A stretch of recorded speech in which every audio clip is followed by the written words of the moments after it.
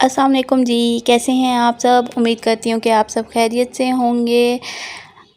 इस वीडियो में मैं आपके साथ जो रेसिपी शेयर करने लगी हूँ वो है जी मीठी नूडल्स की, जिसके लिए हमें चाहिए 1 कप पानी, 2 टेबलस्पून चीनी के, ये जो मैं टेबलस्पून आपको दिखा रही हूँ यही 2 टेबलस्पून मैंने चीनी के लिए हैं और 1 टीस्पून इसके अंदर मैंने लिया है घी का।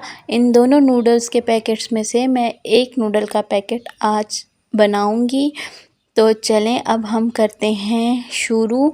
सबसे पहले जी हम क्या करेंगे, नूडल लेंगे, उसको कट करके उसके अंदर जो मसाला होगा वो हमने फेंकना नहीं है, वो हम अपने पास सेव करके रख देंगे।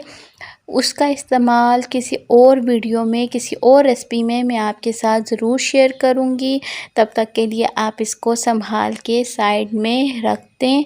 अब हम लेंगे एक बर्तन जिसके अंदर हमने बनानी है जी अपनी नूडल्स। तो चलें बनाना शुरू करते हैं। बिस्मिल्लाहिर्रहमानिर्रहीम। सबसे पहले हम पैन में 1 कप पानी डाल देंगे और इसको गर्म होने तक का इंतज़ार करेंगे।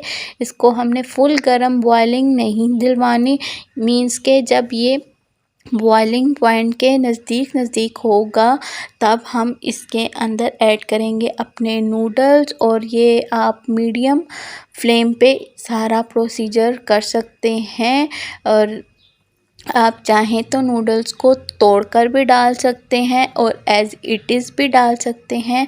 मैं नूडल्स बनाते हुए कभी नूडल्स को तोड़ती नहीं हूँ, ऐसे ही बनाती हूँ, इसलिए मैं आपको ऐसे ही सिखाऊंगी जैसे कि मैं बनाती हूँ।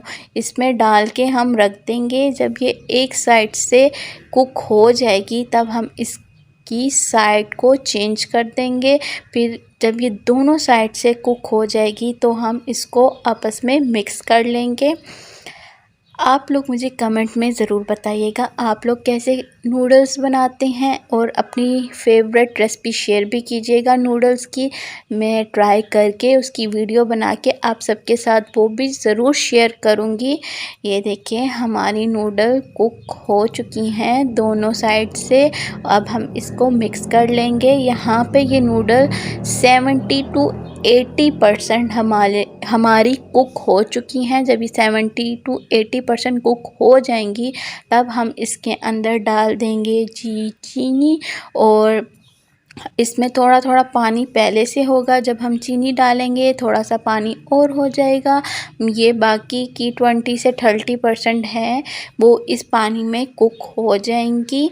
मैंने चीनी पहले इसलिए नहीं डाली, अगर मैं पहले डाल देती तो ये सॉफ्ट नहीं होती, तो मज़े की नूडल्स नहीं बननी थी।